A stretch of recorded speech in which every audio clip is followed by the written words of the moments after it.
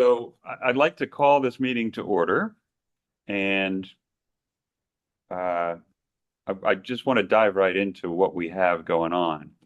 So, Dan, if you could talk a little bit about what we discussed and where you are with your preparations for Saturday,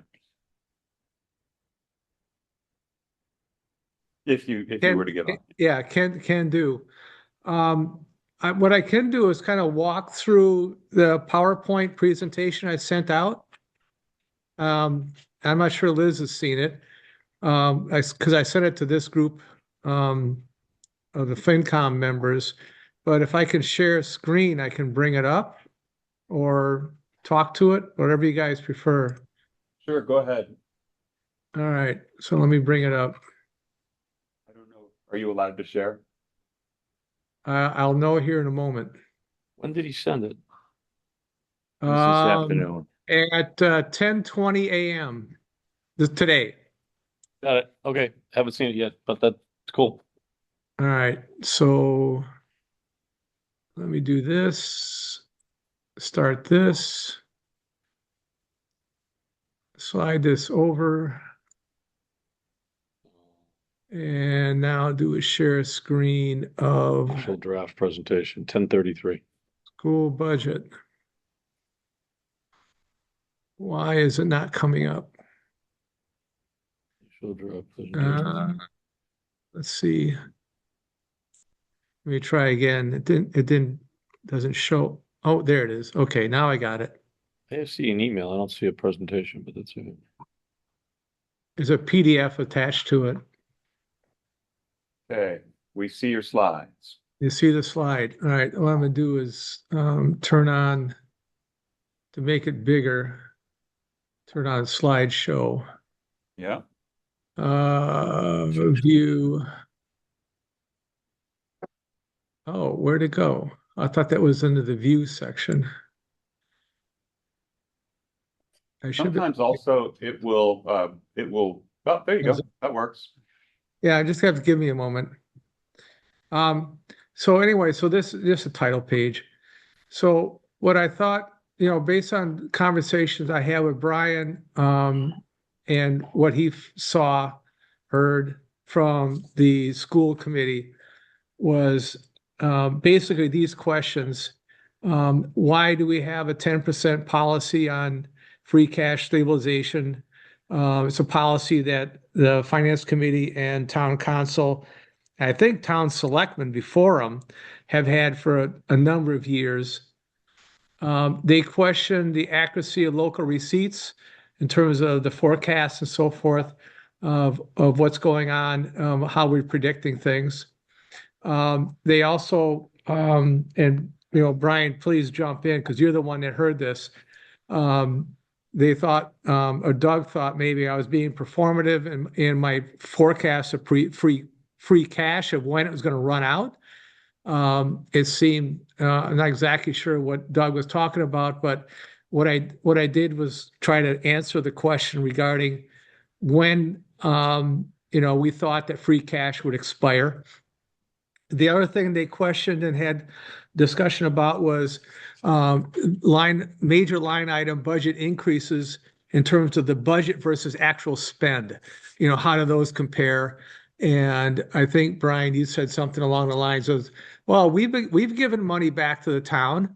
And I'm going, yeah, you have. And I wasn't going to say anything at the time, but it's been, as you'll see in a moment, it's been a pittance compared to other major line items. So those were the major questions that Brian related to me.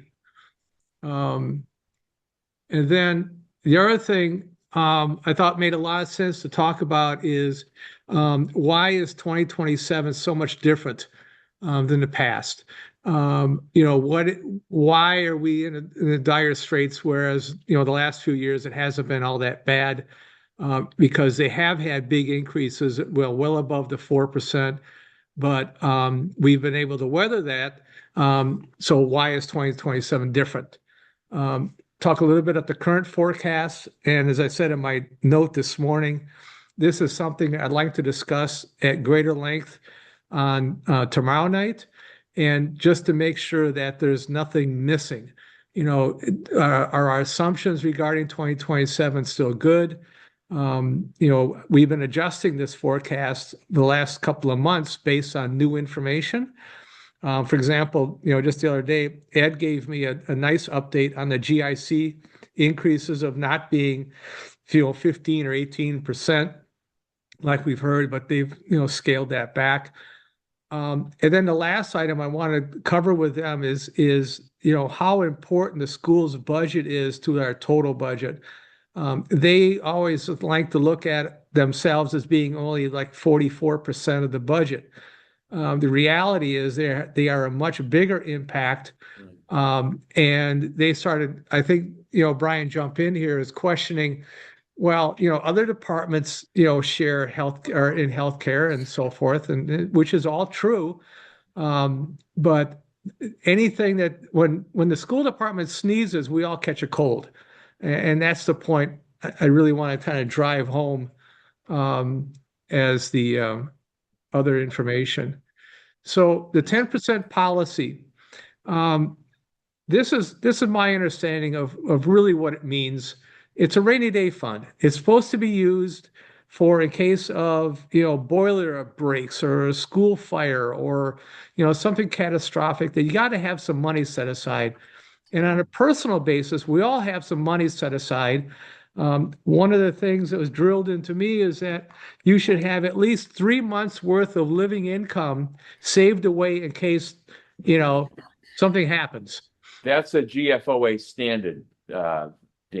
There 3 you months. go. Yeah. 3 months operating expenses should be in 3 reserve. months operating expenses, maybe, Yeah. I mean, we can talk about that, on Saturday.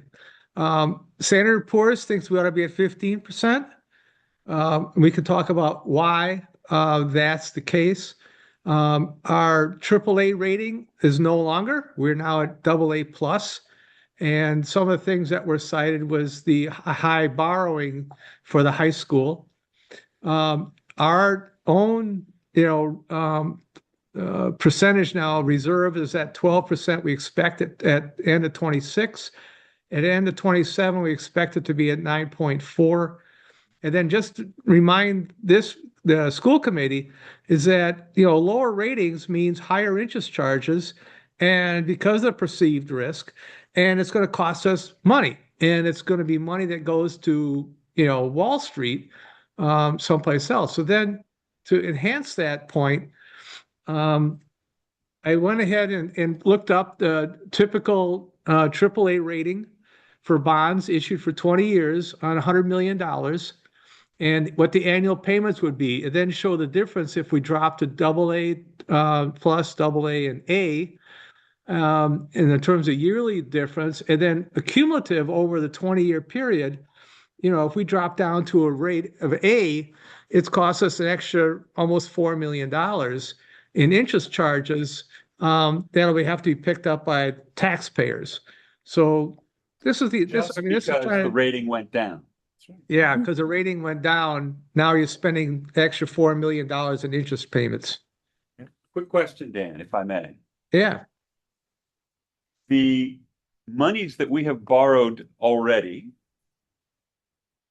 what interest did they get? Our AAA bond rating interest rate? Yes, everything we borrowed, we are still at AAA. Okay, so I would make sure to point that out so that they don't, so that there's no, well, wait a minute, you guys said it was this, and it's, Right. We're not Well, beholden to right. that now. Dan, I Right. thought the last borrowing was at a higher rate, not at the AAA rating. Oh, Maybe you I'm know what? wrong. Yeah, you may be correct. The last That's borrowing true. may have been. That was a pretty You big, got it. Yeah. I think it was like 4.47%. Maybe Liz knows. yeah, so Liz Remember? may know, but That's why I was looking for that credit report from Mr. Dombrowski at the last meeting, because I'd like to read that, to get a better sense of that. And the other thing I was thinking about, the reason I picked $100 million is it's a nice round number, but it's also, what if they want to do a major renovation of the Greenwood School, which has Oh, yeah. been sort of on the back burner for quite a while. Yeah. And so I picked $100 million only because, it could be that, or it could be the new DPW, North Avenue. They've been talking about replacing that building for quite a long time. Yeah. So that's why the 100 million, nice round number, and it's probably our reality at some point in the future. The other good thing about AAA is you're gonna get generally more bidders For your debt. for your debt, you know? Investors are more attracted to that because, Sure. you know, we're at some AAA now, I'm getting like 8, 9 bidders per issue, which Yeah. is Yeah. as opposed to And 3 or 4. yeah. And Ed, when we get to this slide, I'd love to have you chip in, Oh, sure. and add to the discussion regarding what these rates really mean in terms of dollars and reality. Sure. Okay. Yeah. Cool. Then local receipts. This was a question that has come up from time to time. The first time it came up with Doug Butler, thought I was way off. And I probably asked about it too a few years ago, to be fair. well, the other thing about local receipts, though, is I don't have here is what Kevin has used in the past, because Kevin has been restricted by the DOR and what you can include. Right. And I'd love to get Liz's thoughts in terms, at some point when we get to the forecast, what she thinks we're going to have for local receipts. But if you recall, Kevin was always lower because he had to be under the DOR. 2.5 million. Yeah. Right. So what I did is I went back to my forecast for fiscal year 14, which would have been the spring of 12. It's 18 months later. So I looked at my forecast way back when, and then I looked at what every year I report local receipts, what we actually have, and we learned that in the fall of the year. So, for example, 14, I predicted 6.6, and it was 7.1. And you can see there's years where I'm low, there's years where I'm high. It kind of goes back and forth. But at the end of the day, I'm off 4.4%. However, nobody really gave me any kind of a hint that when we issued those bonds for the high school, that we weren't going to be paying bills off of that right away. So we invested that money, and we earned for fiscal year 24 and over $1 million above the typical investment income year. So our typical investment income, it hovers around 300,000, give or take, based on interest rates. In 25, we made $2.3 million above our regular investment income because of the high school bonds. Well, if I carve that out, and tooting my own horn, I'm going to. I'm going to say, well, it comes in at 96.6 million versus my forecast of 95.8. I'm off by 0.8%. So go ahead and sue me over 0.8%. There you go. Correct. How many years is that, Dan? Is that 10? No, 14. it's 12. Well, 14 to 23 if you carve out the other two. Is that what it was? Yeah, it's 12 years worth. Okay. All right. Oh, I see. I need a space right there. Okay. Then the other thing that they were questioning is, in terms of when are we going to run out of free cash? So I went back and I looked at my report from this. This is when it first became an issue. It was in the spring of 23. And in spring of 23, I said in 2033, we would run out of free cash. And my long-term assumption for the schools, for example, was 4%, and the actual was 4.17 for that spring. So, it looked pretty good. And then the spring of 24, because the school is coming in at 5.5%, now I had to drop a year. So now we're at 2032 is my predicted year of depletion. So last spring, I was saying we're running out of money in 2029. I still used a 4% increase for the long-term, basis for the schools, and they're at 594.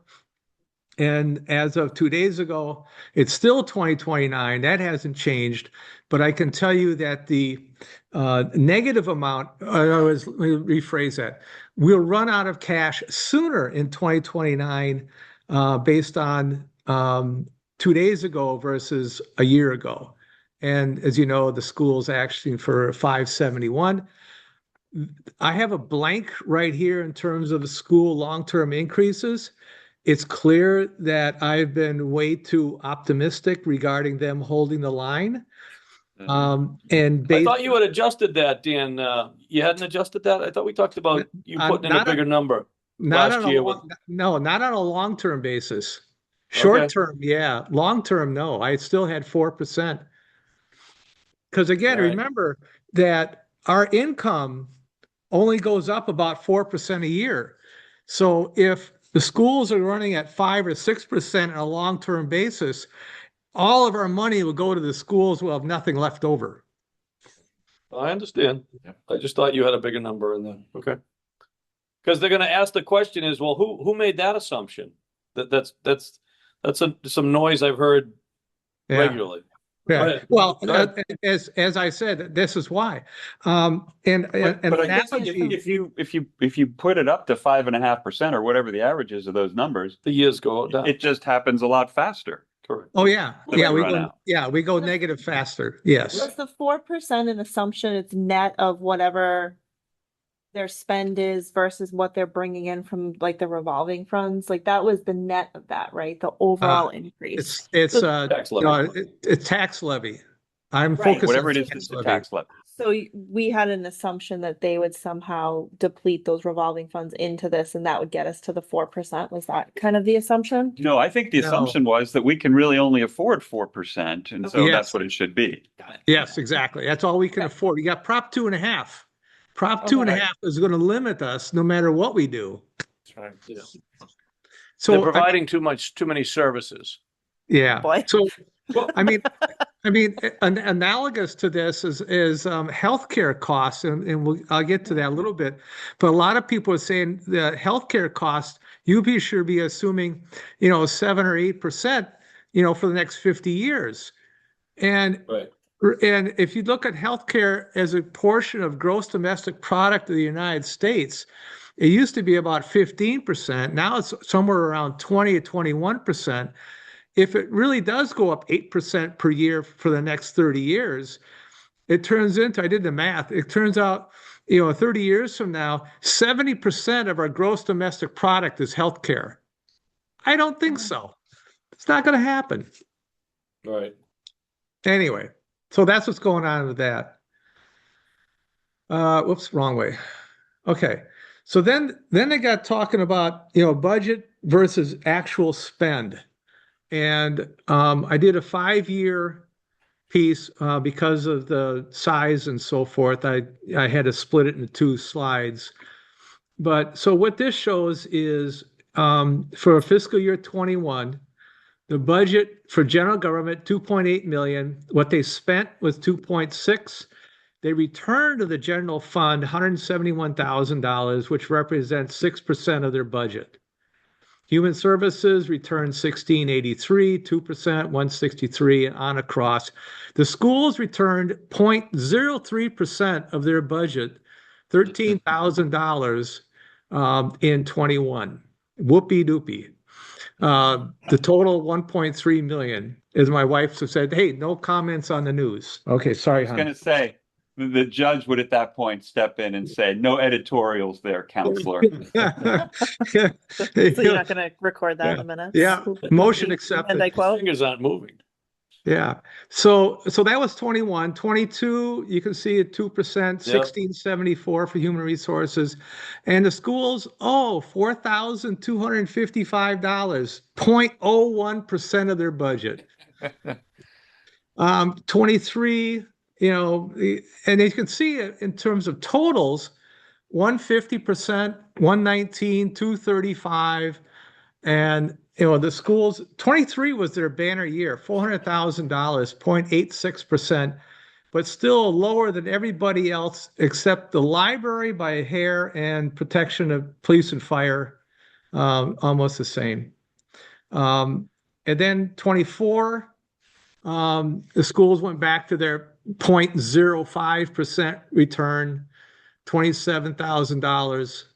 whereas in total is over 2%, and then 25 they returned a whopping 30,000, 0.06%.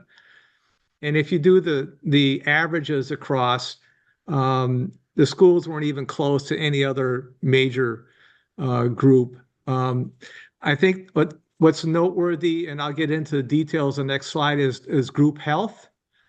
Group health was 400, 492, a million one, a million, and 400,000 and 25.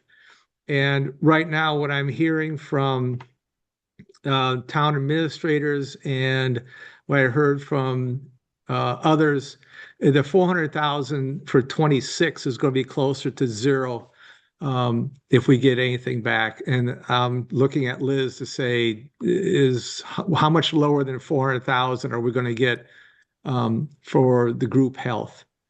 So that's trying to answer that question in terms of oh, we give money back. Okay. What's really fascinating, Dan, I'm sorry, go back to that. I'm not sure they've said that. If you will, what's interesting is if you look at the library budget and what they returned, it's $200 off of what the schools returned, but with a budget of 2 million as opposed to 52 million. Yeah. When I asked this question last year, in hopes that the schools would return more money at the end of the last fiscal year, I believe the response that I received was that the town appropriates the money to the schools, and the town expects the schools to provide that level of service to the community and the children. And to spend any less is a disservice to that. And so, please correct me if I'm wrong, if I'm mischaracterizing that response, but I believe that was the type of response that I received. And I know in dealing with a lot of the other departments, that's a kind of a flip type of argument from what we hear from the department. They're Right. providing services, but they also understand that Right. I if think we're appropriating money in Wanna a say something? certain Go ahead. particular category and they're not spending it, that it does return back to the general funds, and it's not counted against them. Yeah, I just believe, and I think how you characterized it was correct. But the elected officials on the school board act in a different fashion than the department heads, in that they are providing the school service, and they believe, just as you said, the money appropriated is used for services for one and all, and that's what. And I've heard this many times from the school folks that, that's their role. So I'm not telling you right or wrong. I'm just saying I agree with you. I've heard the very, very similar thing that, to the extent, one of the meetings, it was either last year or this year, I follow that monthly budget for the schools, and we had met with some of the school board members, and I said to them, on the return of the funds, don't be a pig about it. Leave some money on the table to go back to the departments, back to the general fund. And they get into the whole paying sped ahead, and that statement I just made about providing the service is, as I'm doing what I'm elected to do kind of thought. Yeah. Anyway, Yeah. right or wrong, but So one of the things that is really important, I think, is in terms of group health, is we'll see more on this later. So the actual spend on group health, I went back and looked, what we actually spent on group health going all the way through. And you can see that from 18 through 25, it averaged about 2.36% increase for that period, starting in 17 through 25. So we've done really, really well on group health.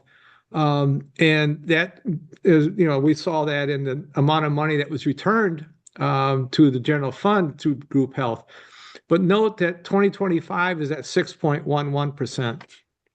And 26 is, I think, around, we're assuming like 8% increase or something like that. Oh, no, 5.8. It's right there. A 5.8% increase in 26.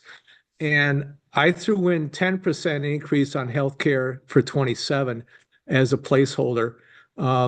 I've had some clients who told me, OPEB clients that said they're looking at 17, 18%.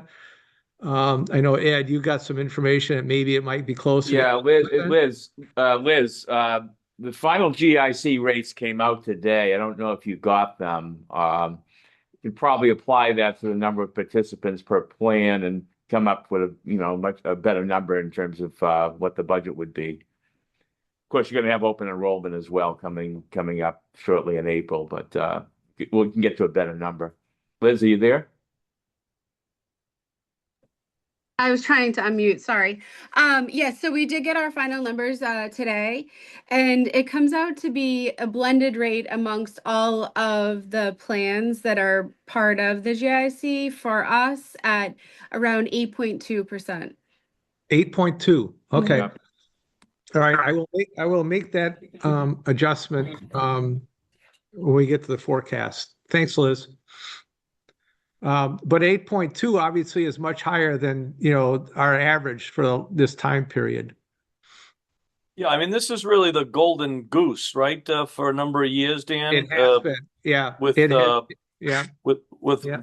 available funds being returned and estimates versus projections, and it's been quite a windfall for a number of years. Yeah. Thanks. Go ahead. Yeah, it has been. I mean, to go back, talking a million, call it 1.5 million, 2 million, 3 million, about $3.5 million worth. Yeah, I mean, returning $1 million in a single year is just it's worked out wonderful. Yeah, they're crazy. Okay, so that's I hope answers all the questions, or at least the majority of the questions that came up from the school committee. Can I make one comment? Sure. Dan, appreciate what we're looking at so far. I just don't want it to come across like we're teaching and talking at them or pontificating about things. So just keep that in mind, I guess. Yep. Yeah. I think you did. Excuse me. I think you and others did a great job last year, kind of educating them to a new point. But go ahead. Yeah, so I agreed. So in terms of making this presentation, it's really going to be, hey, you guys asked a bunch of questions, really good questions, and I tried to put together some answers. So let me go through the answers, and please respond as I go through. And I'm going to try to do a dialogue. Yeah, because I want to get to their budget, Well, yeah, that's one of the questions. Who goes first? But anyway. Yeah. True. So expectations for 2027, I thought about everything that has transpired recently that got 2027. Uh-oh. Oh. Now you're back. Yeah, you're back. You just got bumped. Yeah, I got bumped for a moment, and now the share screen went away. You're buffering. There you go. You got it? Yep. Okay, great. Wrong spot, but we got it. How's that? But we can see it, but we're looking at the title slide. Oh, you are? I'm looking at the. Give it a minute then. Yeah, and we're out again. Yeah. Maybe turn your video off. That's what I'm doing. That's what I'm doing. Sorry. That's okay. Good thing. Let me try it again.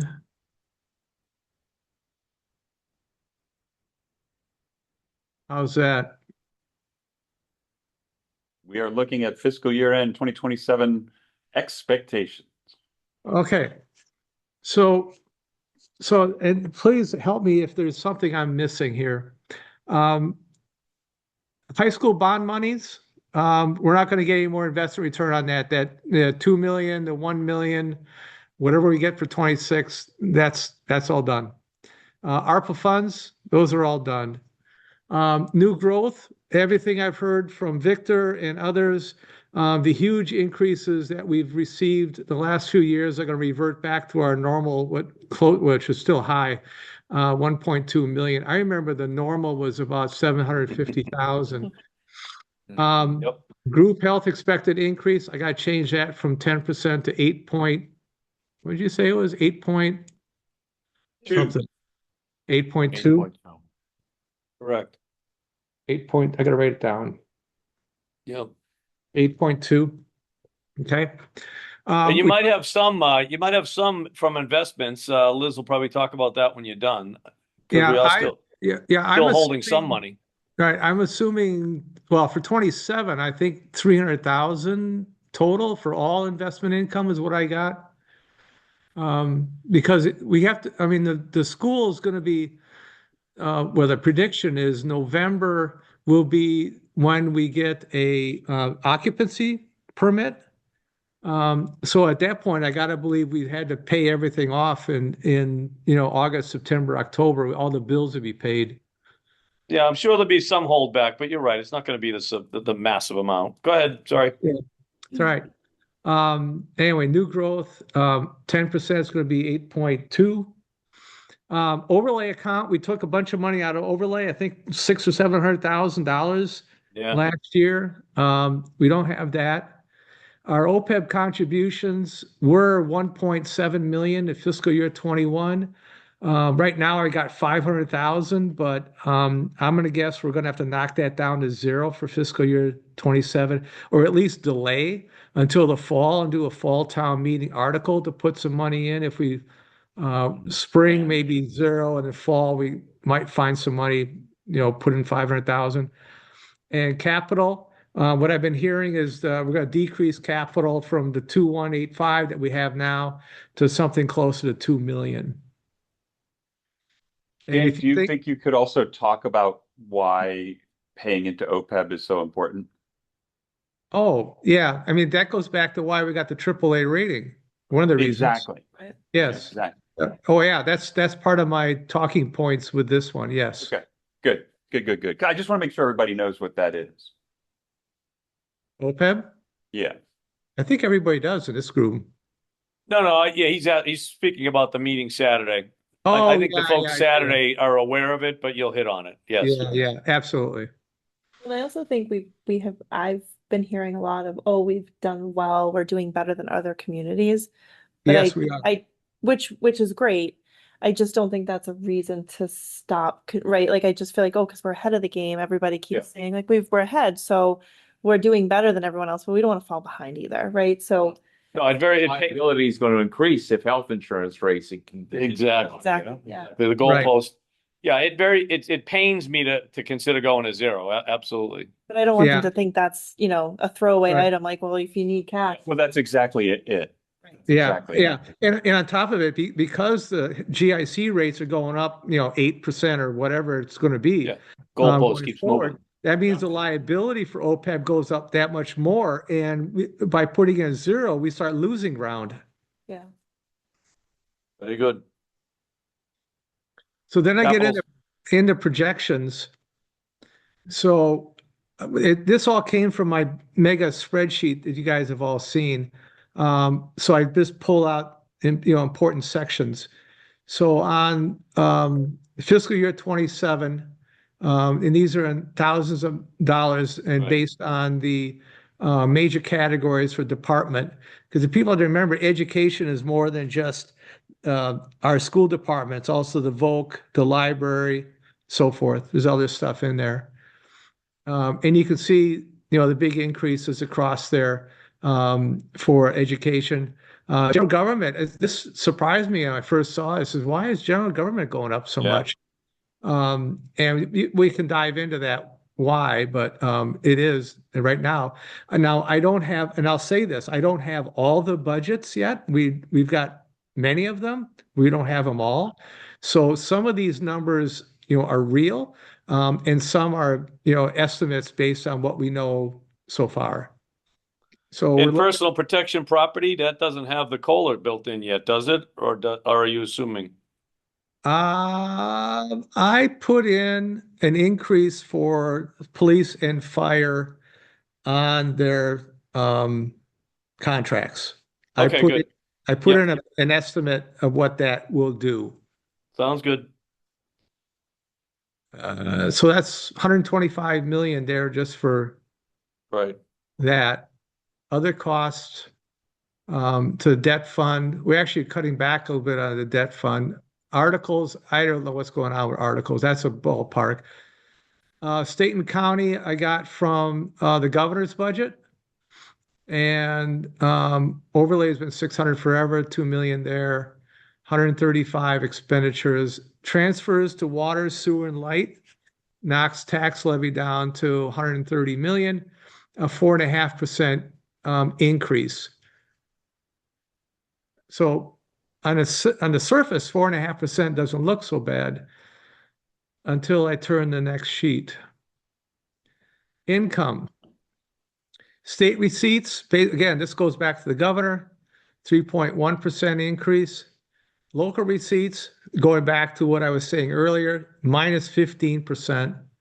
Light department's only given us $1 million. Available funds, I don't know what the library available funds are, and there might be a couple of others. Tax levy is only going to give us 98.4. Note the increase in tax levy at 4.3%. If we get 4.3 versus our spend at 4.5, it's not so bad. But new construction is for figuring down to about our normal 1.2 million because we just don't have as much going on. So our total income is only going up 1.8%. The 5-year average is 4.7. So right now I'm showing a deficit of 3.259 million. We've been talking about 4 million, but the reason for the drop is that healthcare number coming in at 10% versus what I had before. So, And Dan, we're expecting a state receipts to go up, right? The governor's still doing 75 a pupil. The word on the street is they'll try to get it back to the 150 a pupil. How much is that worth? I don't have the right number. I want to say 300 and something thousand for our schools. There's some number thereof. Yeah, how many? They said about 300,000, I think. Is that what they said? Oh, Back up. yeah.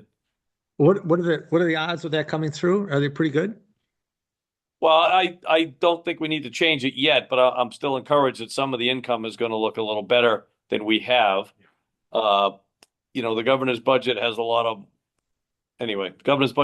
things in it and what gets funded, by the legislature. And I just don't see the schools going down with all the complaining that's going on by all of the elected officials and town officials. It could, but I don't see that going down, and I don't see UGA staying as low as it is. Was it UGA? It's UGA, yeah. Anyway, I don't know, Dan. A crystal ball, but the other issue is the Municipal Empowerment Act, which would allow us to raise the meals tax, the hotel motel, and a surcharge on motor vehicle excise. That's big money. Yeah, if the legislature would get off the dime and approve that, it's a local option. I mean, I'm going to take advantage of that in Somerville if the legislature approves that. So we're waiting on that. For us, it'd be a town meeting vote. Town meeting vote, right? Yeah. But you can probably figure out what the impact would be here, by looking at say last year's actual receipts, right? Doing some calculations on that. Yeah. I'm not convinced it'll pass a town meeting. Well, if the alternative is to cut deeply, I mean, that's how if we're presenting cuts, then that's a different story, sure. But then again, it's meal tax, all right, but you got a lot of non-Wakefield residents hitting the restaurant. Yeah, that's the analysis. And hotel motel, so that's gonna hit non-Wakefield residents. Not a Holiday Inn. No hall. Isn't that a jingle? Yeah. Go ahead, Dan. Yeah. So, Liz, I know you got restrictions because of DOR. What are you showing? What do you think we're going to end up with for fiscal year 27 on local receipts? You have an idea? We have somewhat of an idea where we're going to end up, and I can forward that over to you, the breakdown that we reviewed today, D and I. So, but right now for investment income, we've brought in 3.2 million so far to date. For fiscal year 26? Yes. Or all in? Oh, for 26. Well, that's a big help. Mm-hmm. Yeah, that's. Yeah. Is any of that accounted for here in this budget? or I'm sorry, in FY 26, what our prior budget was. Dan has that accounted for, yes. He doesn't have it accounted for as much as we're earning Yeah. right now, but he It'll- accounts for it. It'll result in a higher free cash at the end, right, Dan? Yeah, it would Yes. be, higher free cash at the end of fiscal year 20. So for a fiscal year 27, do you have some idea where you might land? Total or with interest? Total for fiscal year 27?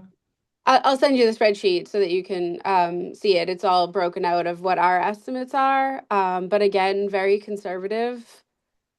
So it's less than 11 million. Yes. Yeah. Yeah. Okay. All right.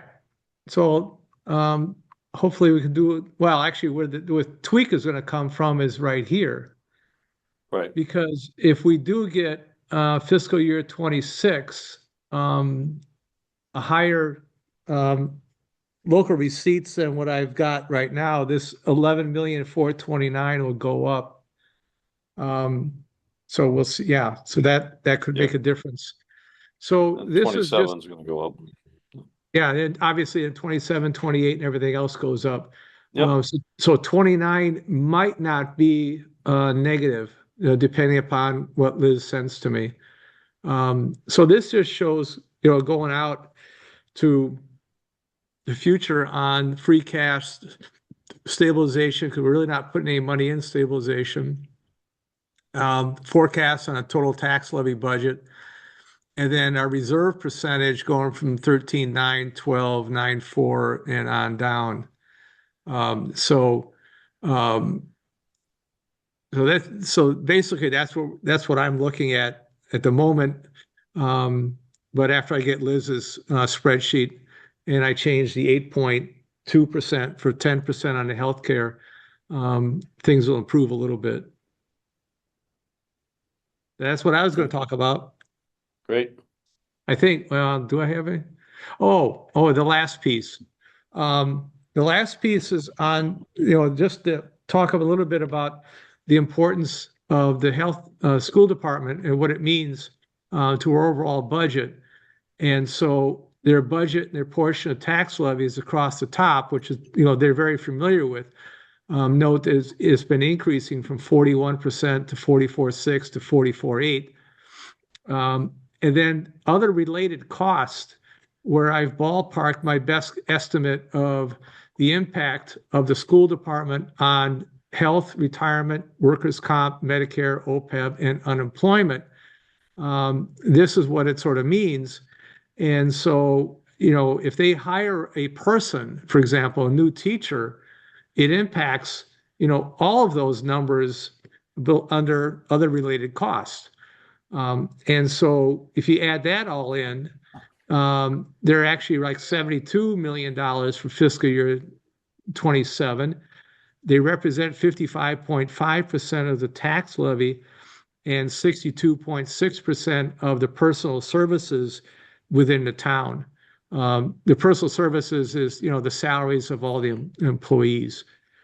So, they're an important part, and they just need to understand it's bigger than 44%. Yep. I think, Dan, what you'll probably hear in response, just from the feedback we've heard, is that the increase to the school's budget is year over year has been X, it's not just the tax levy. So I think what we've been hearing in our meetings is, here's what the overall budget is, but here's what we're asking for from the tax levy. So I think I would just, in this slide, you might just hear that as feedback, right? Like, Yeah. that's the tax Yes. levy, but here's, I think that's just going to be what we've been hearing in the meeting. So so that you're Yes, prepared. I think they made a point last time we met, that they do a significant amount of work regarding to pick up grants, Yeah. and things of that nature to help offset the actual impact of the town tax levy. Right. Yeah, which is great, but well, our income is based on tax levy plus state aid and local receipts. And so It's wonderful they can generate that and do more, but we can't afford their increases on the tax levy portion. Right. Mhm. Yeah, I think that's probably the center of what I would think we need to talk about is the increase year over year. They continue to say, well, we can use all of our revolving funds now, or we'll have the spend down plan, however long it's gonna take to do that. But that it at some point is gonna cost the town the 6% or whatever it's been costing year over year, even though they've offset the tax levy. But I think that was the point they were trying to drive home is that the increase for schools each year is, 6%. So I think what we need to drive home is it's not that we're saying we need revolving funds or, I think they think that that's the center of the conversation, but I think to drive it back home to say we can only increase our tax levy or what we bring in by so much. So we can't afford that to continue and cover it for everybody, right? I think that's probably the message that I think we're probably doing this on, right? Like we're not necessarily hitting that here together, but it's like we get it. That's how much it costs to run the school and it's built in, but we can't afford to have 6% every year. So where do we figure out how that is it cutting services? No, nobody wants to do that, right? But we can't afford to do it at 6%. No, I think that's absolutely correct. That as Dan says, it's like four and change basically, right, Dan? Annual growth for a revenue. Yeah. Or so. And then they come in under 6 every year, because of grants and revolving accounts and hard work, quote unquote, on their part. But at the end of the day, our budget cannot provide enough money to cover the services. There's no other way to slice it. Now that can be across the entire portfolio, that whatever is above X is services that can no longer be provided. Just anyway. Dan, would it be possible, I know that you've done a ton of work already, but would it be possible to show the fully loaded amounts for the other biggest departments? Just so that there's no sort of, well, you're treating us differently from everyone else. What do you mean by fully loaded? You talking about like this slide? No, Oops, the one this where you showed like all the built PEB and health. The built-in, the overall actual impact to budget. Yeah, towards the end of one of the last few slides. The last few, the other way. How they get to 44% The other way? to 62%. Sorry, I was wrong. The other way. Keep going. Couple more. Is that it? No, that's not it it. was in blue. It's the very last slide. One that has the health insurance, what the school's health, that. That's There you it. go. That's it. There you go.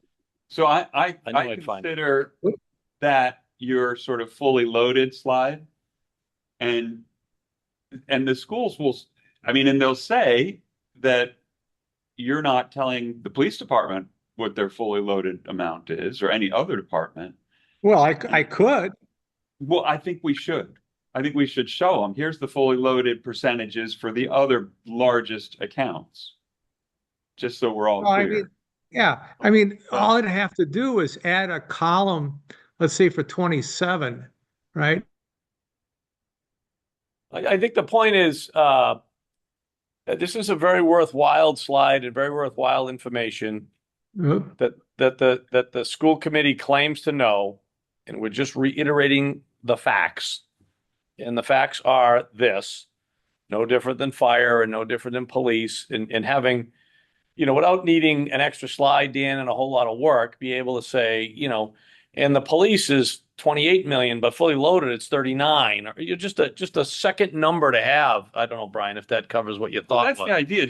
The bottom line is the workforce, the largest number of workers are in the school department. So they're going to be the biggest cost drivers on any of those elements. Absolutely. Yeah, it'd be really easy for me to add a column at the end of fiscal year 27 here, and then just show the total. So total budget, and this would be 100%, and then the healthcare would be the 13 million or whatever it is. Sure. And the difference between the 10 million and 13 million is police, All the other departments. all other departments. Yeah. Yeah. I mean, it's easy enough for me to add a column to this slide. Sounds good. I think that would really help make the point. Mhm. Okay. Yeah. All right, so add a column, last page. I'm just All right. taking notes. And my thought is that, in the end, they've been very clear. The school folks have done a good job of diving into every budget, every line, trying to figure out how they can spend less. They spend very little on school supplies, like, books for classes and paper and stuff like that. The huge majority of what they spend is on salaries. Yeah. Oh, They say that they've got these uncontrollable costs around sped and transportation. And so they're doing everything that they possibly can. And in my view, in the end, then there's only three ways this can go. Either we find more revenue, or we reduce costs, or we run it into the ground. Like, those are the choices. Yeah, and as Dan would, a few of them reduce costs and raise revenue. Both of those things. Yeah. and as Dan would say, and has always been clear, you can't, as the finance committee, run it into the ground. Just gonna say, number 3, I don't love that one. We're not fulfilling our obligation. Yeah. Well, But I I mean, get it. what you could do is bring up the ugliness of, say, let's do a Prop 2.5 override and see how far that goes. Yeah, we could float that balloon. Yeah, say, hey, the school department, if you want to spend, 6% a year, it's time for you to sponsor a Prop 2.5 override. But in order to get to that, we have to get to the point where they see and believe all of the points that you've made through this process. Yeah. And again, I would say that if our reserves are at 10 or close, there's a lack of listening. Trying to decipher how I might have wanted to say that, but unless the reserves drop significantly below 10, it feels like we cannot get enough attention from others. Oh, Just it goes back to Brian's analogy of getting his children to brush their teeth.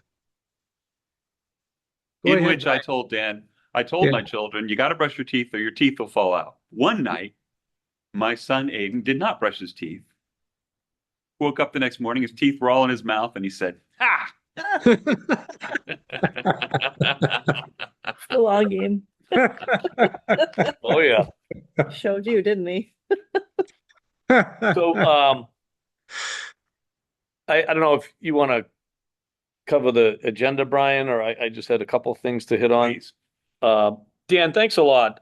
Dan, thank you. Yeah, I keep trying to do more work on things, and you're always light years ahead of me and others, and I can't tell you how much it's appreciated. So Yeah, so on that list, I mean, I sent to you guys, Stefan did a great job on his analysis of, I think he just picked a Doyle school. But one of the things, Brian, you pointed out, and I beat on him last year, was how they changed their budget, partway through the year. And I sent out that little analysis. I mean, I don't know. How do you guys feel about the fact that they will, quote, change their budget partway through the year? So then the changes from year to year don't look so bad by major departments. Yeah, that's completely unacceptable. I mean, I pulled out the 202. I says, this is crazy. You're supposed to compare appropriated budget and the cost centers from one period to another, apples to apples. Now, they love to move money around school departments. which is a different thing. Yeah, which is a different thing. Yeah. Changing the budgeted amount that was agreed on by the school committee and then making that a different number halfway. Right. Question for Liz. Is she there? Yes, I'm here. Yeah, Liz, I think I asked you and Kevin this question last year. So we're relying on their numbers here. Are they booking into Munis? If you ran a Munis report, what would you have for their original budget via cost center? Are they doing that? Are they submitting information to you? Because I don't know. I'm beginning not to be able to trust some of the numbers I'm seeing here. Yes. So they are booking into Munis, and tying out their budget the way, bottom line basically. So, and all of their other, expenses are booked, whether there's a transfer or interdepartmental transfer, or, we process the AP and the payroll. So that's automatically, being booked to the Yeah. ledger. I Yeah. think that historically there was hesitation by my office to give the finance committee a report on the school department from Munis, even though Munis really is gospel or needs to be gospel at some point. So I don't know what the history is on that in regards to hesitant to produce a Munis report to finance committee. But Ed, Yeah. I wouldn't mind sharing it with you. And if something jumped out at you that, you think is way off and they're not booking transfers and things like that, then I Yeah. could, go back to them and figure out what's going on. But when I run my monthly reports, there is stuff that is taking place on the school side. Yeah. So another thing, another point is they seem to embed special ed costs throughout a number of cost centers. They don't have one cost center for special ed costs. I take it on Munis? Because that's a question. I mean, they're talking about the sped as a cost driver, but I'd like to be able to see that in the aggregate on special ed. But I can take a look and see if I can tie all the pieces of it together, because it's not booked under one cost center. yeah. Okay, thank you. Yeah.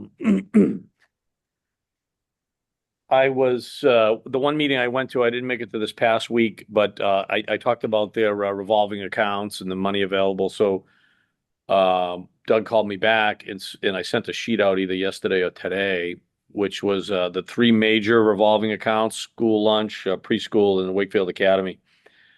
He felt that they were not portraying their additional spends from their revenue that he wanted to make sure we were aware of. So he provided this spreadsheet of additional costs, looking at school lunch. Estimated cost of benefits reimbursable to town was 300. Then there was PD training for 25 and a new vehicle and this and that. So in the end, they had a number of 627,000 of new costs not yet realized. So they started with the 1.6 million and they ended with 1.0 million by spending that 627. His point to that really was, they'll likely be agreeing to the $300,000 transfer, but are we aware of all of these other things that are getting spent from money available within their revolving accounts for the school? And so that's just one example. There's another one, the preschool, the three big ones. That being said, what I took away from that is they recognize they have money and they're using money in places they want to use the money, which I'm not discounting or complaining about. But however, that is reducing the available funds. But they're doing it because they think they need to, or for whatever words they can say. But my point is, it was just the three of them were identified. Greenwood improvements for the preschool. They're going to be hiring 2 new teachers. They're going to be expanding the preschool and adding 2 modular schoolrooms at the Greenwood. And they're absorbing that cost as it shows in that document I sent you. So the preschool is going 1.0 down to 483 based on their numbers. So I mean, last year I didn't see the 2027. They did the like the 5-year analysis. Yeah. Did they update that? Is that in the book? Yeah, so that's in the book and that's updated. And I spent quite a bit of time looking at that. And one of the things I said at the meeting a week and a half ago is, she projected to come in at 800,000 and she came in at 1.3 million. So the new start of year is the new projection is a good number. Yeah. And I took the opportunity, I think I did anyway, to say that, sometimes our forecasts are a little off, and I notice sometimes your forecasts are a little off also, anyway, and I have some analysis that I didn't send out yet because I was still trying to make sure I was understanding it correctly. But basically, their starting numbers from year over year are significantly different. The forecast is updated, but the starting number is bigger in just about all accounts than she forecasted it was going to be. Okay. And so then it's being spent down now with additional ways. They get more. Yeah. And maybe in lieu of decreasing tax levy. I don't know. I'm not trying to put words in their mouths, but that was my initial takeaway, because I had different numbers in my spreadsheet that I don't have it up in front of me. But ultimately, anyway, they were looking to add 282,000 more money from revolving accounts to get their budget to the 5.7. That's this one pager that they provide. Yeah. So I came up with a number of an additional 631,000, and it got it down to 5.1. I'm not telling you the 5.1 is the right number, but I was just working on some math literally in that meeting that I was at, saying, well, geez, if we're adding an additional 280, great, because they're considering paying for more benefits or whatever the other items are. To reduce their pull from the tax levy. Yeah, they're adding on top of what they did last year, an additional 282 is how I read it, to get to the 5.7. If they added an additional 631, it would bring it down to 5.1. Not telling you that's the right number, but that's where we keyed on. And I think Ellie said it at the beginning, it's not just the revolving accounts, because we've been keying on that the last few years, and I jumped right on it at that meeting. And it's a good point. But anyway, those are a couple of things I just wanted to cover. But it's also struck me that I'll often hear, oh, but those are just the budgets to the town, not actual. And there's this distinction between what they show us, because that's what we have purview over, because it's what they're actually asking for from the town, versus what's actually being spent in all these accounts, which is a different thing. Yeah. And so it gets confusing there. So Ed, is it the discretion of the school for the revolving funds of who has authority of what to spend in those revolving funds? There are rules. I mean, I know There's it has to be- guidelines, DOR has guidelines on what you can spend it on. Right. But it's the school committee that has the authority, Okay. as long as it meets the legal requirements, as actually, I got the chart here somewhere for revolving funds. But there are things like you can't take money from this revolving account for after school and use it for some other completely different program, things like that. Right, yeah. But is there Makes sense. allocation method for, I mean, No, so say something like, we'll just use Doug's salary for an example. I mean, he oversees all of it. Is he allocated to any of those costs to offset some of the tax levy, right? So like in school lunch, or let's say preschool tuition, I mean, he oversees the preschools in theory, right? So is there an allocation that's done? right. Liz, I don't know if you know that, but I don't think there is. I don't think so. I think there was a conversation about that, or maybe it was on the other departments, but Yes, it's not. yeah. So, But I also want to be clear that I think we're also all aware that if they allocate too much to those accounts, they'll spend all of it. Right. And they need it to have some level of operating funds for the programs that they're Right. earning the money from. They have, That all makes sense. they need the operating funds, but then the question is, should they be expanding programming at this stage, right. Um, Yeah, because there was one, if they're going to expand, are they open to raising the fees too? Costs go up every year. They were talking about that, raising the participation fund fee. They talked about that last night on raising. Right. So the fee, they increased it by $50 for user fees For user fees. that go into the athletic revolving. Like if you play on the basketball team, Right. Yeah, performing arts and athletic revolving. There's a lot of discussion around that, obviously, because they don't want it to be, onerous. yeah, they didn't want, but it hadn't been increased in a long time, 10 years, Right. is what Christine said. For example, the Wakefield Academy, which is before and after school program, the last paragraph, our plan is to use this fund to close opportunity gaps in the program participation and extend the reach of services provided to the students outside of the school day. examples are this, and this.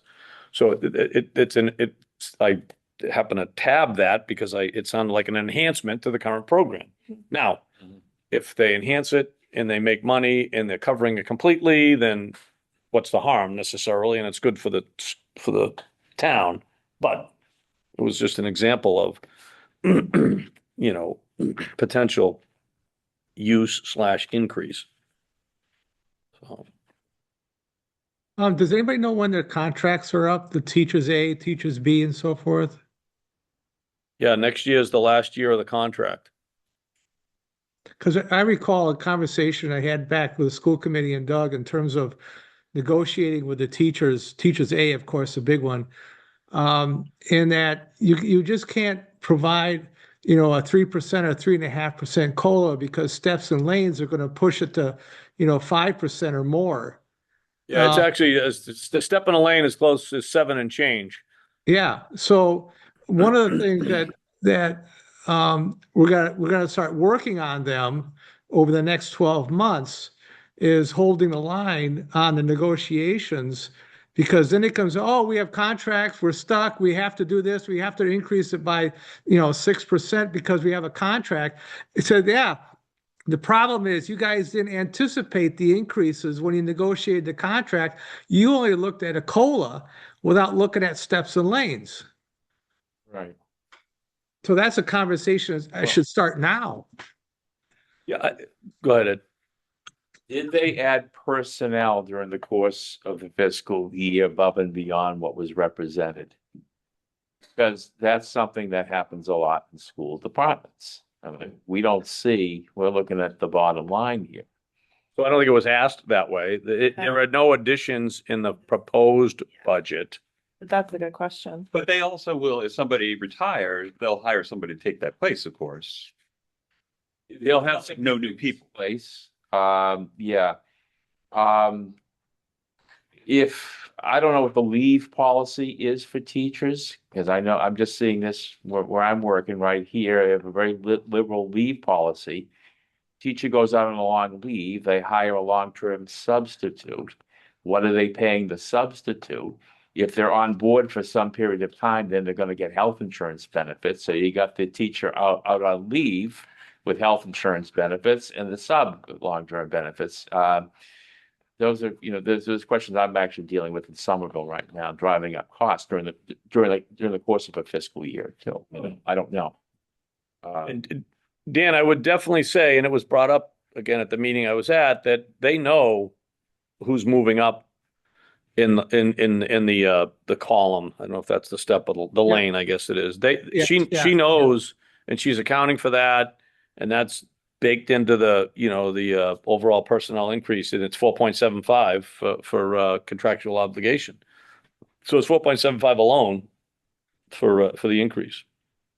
So anyway. No, I agree. They're going to have to be very much on top of the collective bargaining negotiations, especially given the more aggressive attitude of teachers' unions throughout the Commonwealth. Yeah, I'm not the driver, Yeah.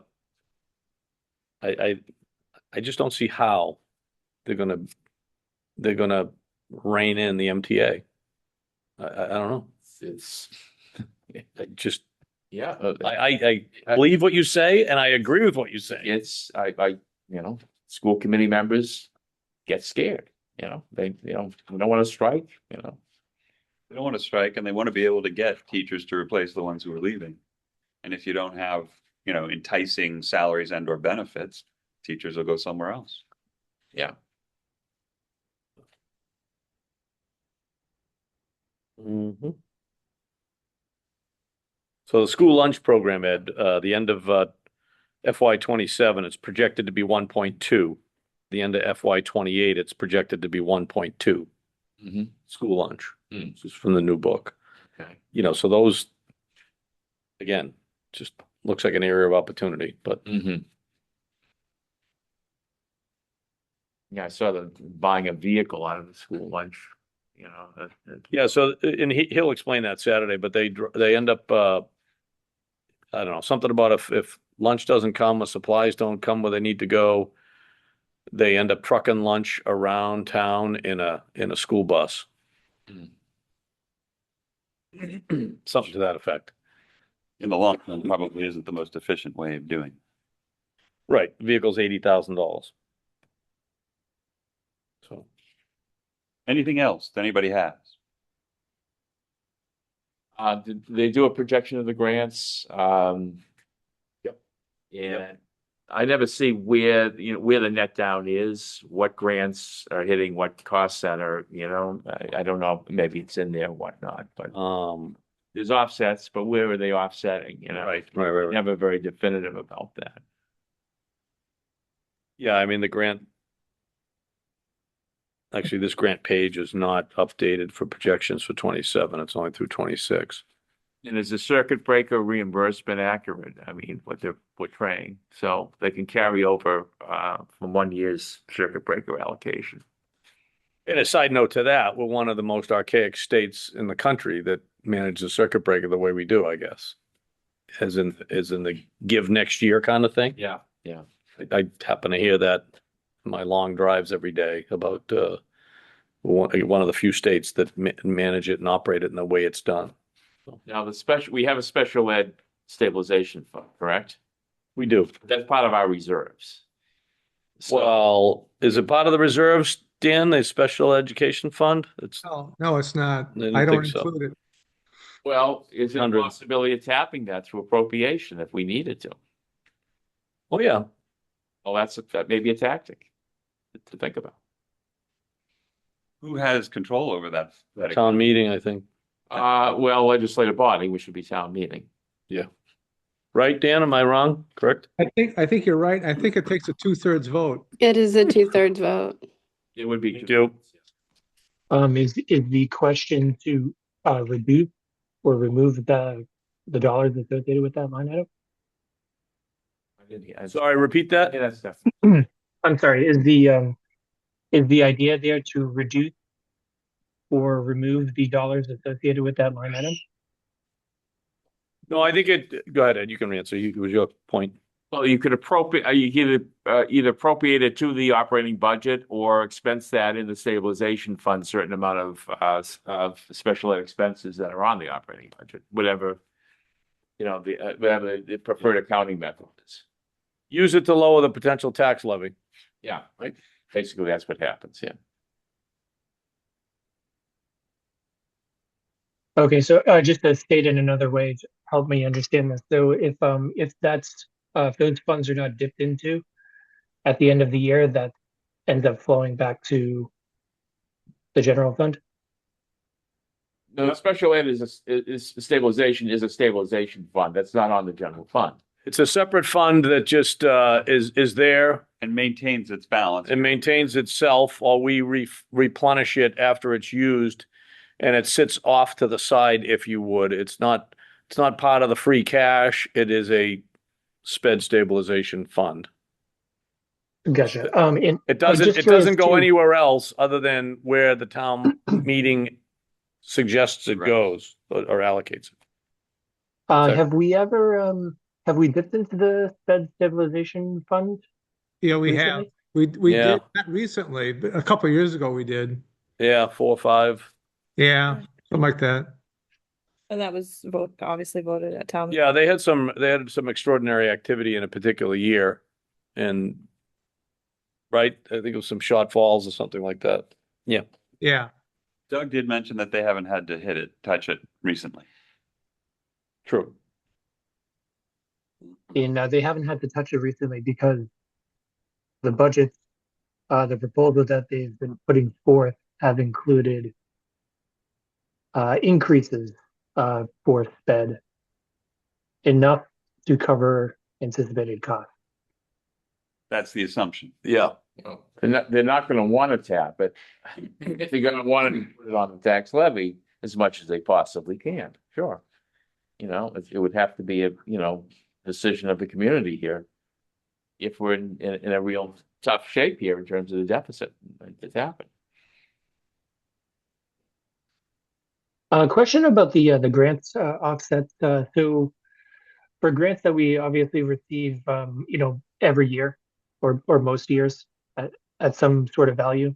I assume that becomes sort of a baseline or foundational service that's provided, so that if that grant is no longer received, the town ends up having to then come in and fund that particular service. Well, see, the thinking is, I always look at grants as temporary, okay? They're gonna go away at some point in time. But the thinking of school departments and other city departments actually is, well, we lose that grant, we gotta pick up that staff on the general fund, you know? That's the way they think, you know, but it's not necessarily that we want to, consider that we're going to pick up those services. That's a policy decision, you know. Sort of like the way we wanted to make sure that we weren't funding new staff persons with ARPA funds because those funds were clearly going to go away. The programs are known to be contingent upon grant funding. Like that's how we function at our organization. Yeah. General grant funding. So in the grants you're referring to, this is from the school budget, the monthly thing, Title 2A, federal government money, which is Federal, improving educator quality, 48,000. Federal special education entitlement, IDEA, 1 million. 305 Title I or Title 1, 126,000. Metco, 522,000. The rest of state, coordinating family and community engagement, 189,000. It's 1.9 million in the current budget. And there was one more, SPED early childhood for $40,000. I assume those are some of the grants you're referring to. And then they write for the additional available state grants, like the individual state grants, like any other department does, correct? Is that? Yeah. Okay. Yeah. And they are still concerned about the federal level funding, right? Well, I know we had some Title I cuts from our superintendent that I found out today. I don't know if that's going to Wakefield or whatnot. All right. Looks like it's giving you a headache. I have a big headache. It's a bigger headache for me. It's some of all. I'm looking at $1 million cut in the school department budget. So. That's All significant. right. Anything else that you guys want to cover? I mean, I think we're in pretty good shape for Saturday. That's the main thing. And I appreciate the fact that we've got a lot of good ideas and thoughts going here. So I appreciate everybody pitching in. And Ed for not even on the committee and here. Oh, I'm on the committee. I just can't make those Friday meetings. Yeah. Oh, that's right. That's exactly. All right. So, I mean, I guess we're not going to be voting on anything Saturday, so we'll have to, obviously, we'll talk in future meetings on after what we learn. One other thing, just really quickly, they asked, so they typically will come and do it at one night. They'll do the dog and pony show where they show all the slides and have a conversation. And they wanted to know whether this Saturday meeting can take the place of that, so that they could come and just have a conversation with us rather than have to go through all their slides and everything again. Yeah, quite possibly. If it's the same slide deck, I don't think maybe we asked them to do the slide deck last year because people weren't all there, which I might do the same depending upon the turnout, for example. But Yeah, that's the important part. Is all 15 members going to be there Saturday? yeah, again, I didn't ask for attendance, but yeah, we'll see, Brian. Okay. Yeah, I mean, they have to come and visit us again because that's required, and I have, I think, asked Doug to tailor it down in the past, which is already tailored down for Saturday. So we'll see. We can talk, another time after the meeting. Okay. Anything else? Is it possible to obtain that Munis baseline data between now and then? Or at least between now and maybe when the school comes before the larger FinCom committee? Liz, the question was about getting the Munis information when available. Sure, I can, generate a report and send it out. Sure, if you could, when you can, in the next X number of weeks or days, that would be helpful. Yes, I will do that.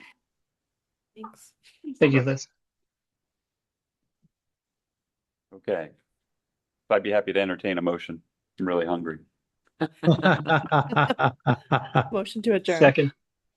All right, adjourn. Second, thank you. All in favor? Aye. Any Aye. opposed? All right, so be it. Thanks, everybody, for the Yep. info. Thanks a lot.